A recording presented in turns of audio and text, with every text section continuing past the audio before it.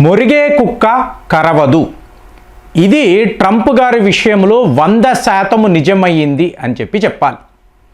ఎందుకు ఇలా చెప్తున్నానంటే యుఎస్ ట్రెజరీ డిపార్ట్మెంట్ యొక్క సెక్రటరీ, అక్కడ సెక్రటరీ అంటే మంత్రి అని అర్థం అండి, ఆల్మోస్ట్ మంత్రి క్యాడర్లో ఉండే వ్యక్తి, స్కాట్ బెసెంట్ అని అంటారు.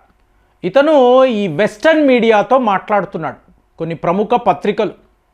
సో వాళ్ళతో మాట్లాడుతూ ఇతను ఏమంటున్నాడు అంటే, మేము భారత్పై 50% టారిఫ్ విధించాం, ఇదేం వర్కౌట్ కావడం లేదు.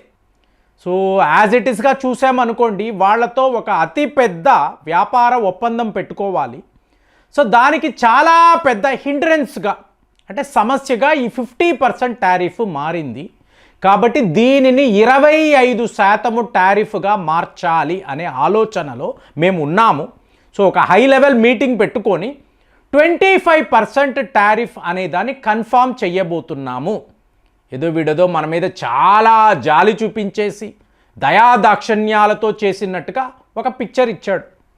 మరి మనం ఏం చెప్పాలండి, 25 కాదురా 15% చెయ్యి.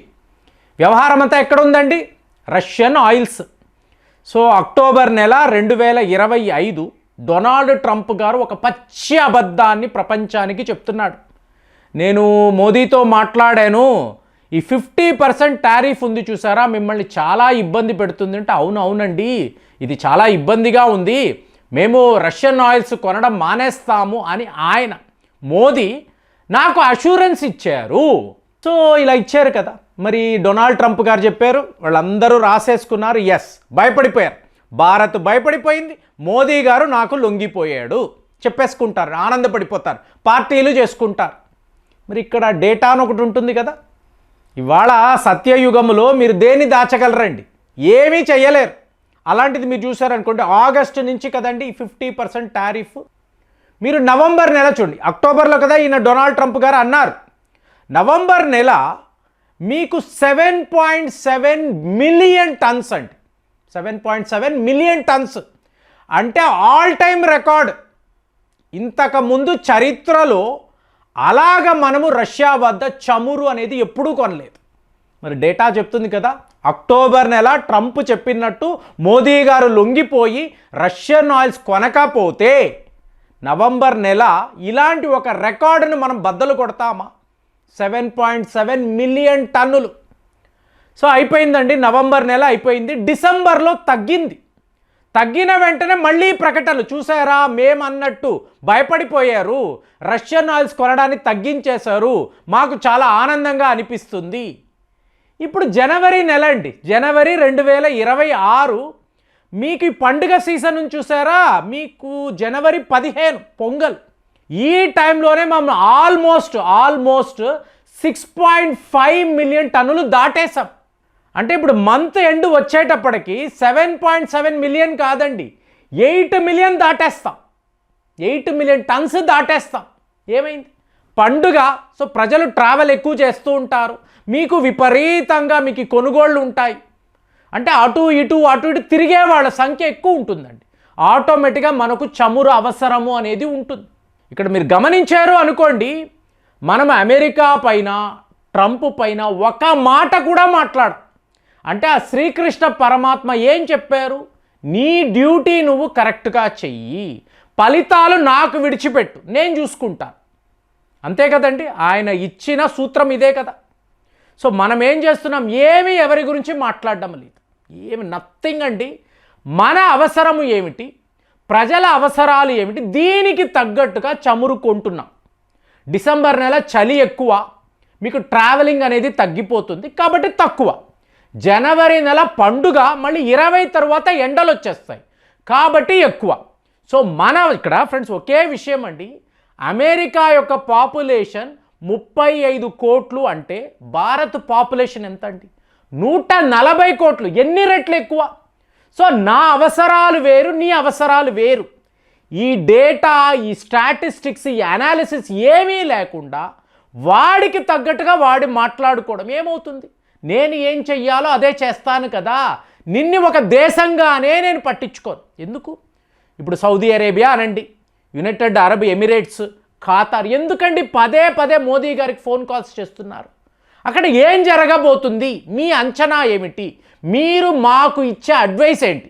వయసులో పెద్దవాళ్ళు, అనుభవం ఎక్కువ ఉంది, మీరు మాకు ఎలాంటి అడ్వైస్ ఇస్తారు? ఇందుకే మరి ఈరాన్ విషయంలో చూడండి, మనము ఇజ్రాయెల్ అమెరికాకు వ్యతిరేకంగా వెళ్ళాం. యునైటెడ్ నేషన్స్లో ఐక్యరాజ్య సమితిలో ఈరాన్కి సపోర్ట్గా మనం ఓటింగ్ వేసాం. ఇప్పుడు ఒక రష్యానో చైనా వాళ్ళు పని చేశారంటే అర్థం ఉందండి, వాళ్ళకి ఈరాన్ మిత్రదేశం. మనం ఎందుకు చేశాము? ఇజ్రాయెల్కి చెప్తున్నాం. బెంజమిన్ నెతన్యాహు గారికి మోదీ గారు ఫోన్ చేసి చెప్తున్నారు, నువ్వు యుద్ధాన్ని మొదలుపెట్టావు అంటే తీవ్రవాదం, మేము నీతోనే ఉన్నాం, సపోర్ట్గా ఉన్నాం. కానీ ఇవాళ నువ్వు డైరెక్ట్గా ఈరాన్ మీద యుద్ధం అంటే ముందు నువ్వు నష్టపోతావు, వాడు మునుగుతూ నిన్ని ముంచేస్తాడు. ఇది కరెక్ట్ కాదు. మరి అమెరికా వాళ్ళు చేస్తున్నారు అంటే ఇవాళ డొనాల్డ్ ట్రంప్ పిచ్చి పిచ్చిగా ఆలోచిస్తున్నాడు. అతనికి ఎటువంటి క్యాల్కులేషన్స్ లేవు. తన గదిలో తాను ఆలోచించుకొని ఇదే కరెక్ట్, ప్రపంచం ఇలాగే ఉండాలి అంటే ఇది ఎంత మూర్ఖత్వం. కాబట్టి నువ్వు ఇందులో ఉండకు. కాబట్టి అమెరికా వాడు ఈరాన్పై యుద్ధము అంటే, లేదా ఈరాన్ వాళ్ళు అమెరికా మీద యుద్ధము ప్రకటిస్తే ఇది సర్వనాశనం అండి. సో దీన్ని ఆపే ప్రయత్నాల్లోనే మనం ఉన్నాం. కానీ ఇక్కడ ఉండే మూర్ఖులు, ఈ స్కాట్ బేసెంట్ లాంటి వాళ్ళు మొన్న దావోస్లో ఇదే చెప్తున్నారు, మాకు భారత్ మధ్య ఒక అతిపెద్ద ట్రేడ్ డీల్ ఉందండి, దీనికి 50% సమస్య. ఇవాళ వాళ్ళు తగ్గించేశారు, అంటే డిసెంబర్ డేటాను చూపించి తగ్గించేశారండి. We are very happy. కాబట్టి ఇప్పుడు ఈ టారిఫ్ని మేము తగ్గించేస్తాం అంటే వాడి టర్మ్స్లోకి మనము వచ్చాము, రష్యాను డిచ్ చేశాము, రష్యాతో ఆయిల్స్ కొనడం మానేశాము. కాబట్టి ఇవాళ కనికరించాడు అనమాట. సో ఇదంతా మనం విన్నాము అనుకోండి, ఎంత సిల్లీగా ఉంది. దీనికి ఏవైనా పాయింట్ ఉందా? నిజాలను ఎందుకు ప్రజలకు చెప్పరు? ప్రపంచానికి ఎందుకు చెప్పరు? వెస్టర్న్ మీడియా మొత్తం ఇలా అబద్ధాలు రాసుకుంటూ వెళుతూ ఉంటే మనకేంటి? ఇప్పుడు మనము ఎవ్వరి గురించి, ఇప్పుడు అంటారు కదండి, మీకు ఒక అతిపెద్ద సమస్య వచ్చింది, ఏం చేస్తారు? ఒక చిరునవ్వు నవ్వుతారు అంతే. అంటే ఈ ప్రాబ్లమ్ని నేను సాల్వ్ చేయగలను, ఆ కెపాసిటీ నాకుంది, ఆ బలము నాకుంది, ఐ క్యాన్ డూ దిస్, ఇంతే. సో నీ మీద నేను ఏదేదో మాట్లాడి వాడు మళ్ళీ దానికి, డొనాల్డ్ ట్రంప్ ఇదే చేస్తూ ఉంటాడండి. ఎందుకంటే అతను ఈ ప్రపంచంలో లేడు, అతను వేరే ఎక్కడో ఉండి ఏదో ఆలోచించుకుంటూ ఏవేవో అంటే అతని కలల్లో వాగుతున్నట్టుగా వాగుతున్నాడే తప్ప మీకు వేరే ఏ ఉపయోగము లేదు. సో ఇప్పుడు సమస్య ఏంటి? యూరోప్ యూనియన్ ఉర్జులా మేడం ఆల్రెడీ వచ్చేసారు. ఈవిడికి రెడ్ కార్పెట్ వెల్కమ్ ఏ స్థాయిలో చేశామంటే కస్టమర్స్ కదా, కస్టమర్ సాటిస్ఫాక్షన్. కాబట్టి ఆవిడకి ఘన స్వాగతం పలికేము. రేపు మీకు the mother of all deals పదే పదే చెప్తున్నాం, ఎందుకంటే ఇది మన దేశం యొక్క భవిష్యత్తునే మార్చబోతుంది కదా. మరి అలాంటిది అమెరికా అనే దేశాన్నే మనం పట్టించుకోకుండా వాళ్ళని ఐసోలేట్ చేయడం.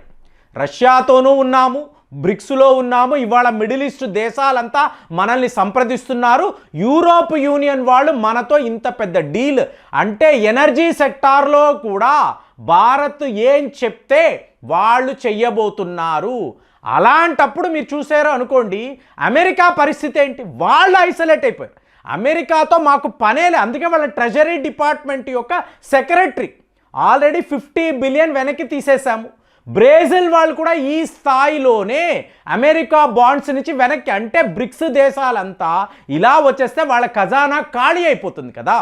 సో ఇదంతా గమనించే భారత్తో బాగుంటే, స్నేహపూర్వకంగా ఉంటే మనకు బెనిఫిట్. వీళ్ళతో శత్రుత్వము, డొనాల్డ్ ట్రంప్ యొక్క పిచ్చివాగుడు, దీనిని ఆపితే మనం బతికి బట్ట కడతామని అమెరికా వాళ్ళకి బాగా అర్థమైపోయింది. కాబట్టి అప్పుడు కూడా ఏంటి, నా టర్మ్స్లోనే ఇది జరిగిందని ఒక అబద్ధాన్ని చెప్తున్నారు. మరి స్కాట్ బీసెంట్ ఇలాంటి స్టేట్మెంట్స్ ఇస్తున్నప్పుడు భారతీయులుగా మనం ఎలా ఆలోచించాలి? మీకేమనిపిస్తుంది? కామెంట్స్లో రాయండి. మళ్ళీ వచ్చే వీడియోలో కలుద్దాం. జై హింద్.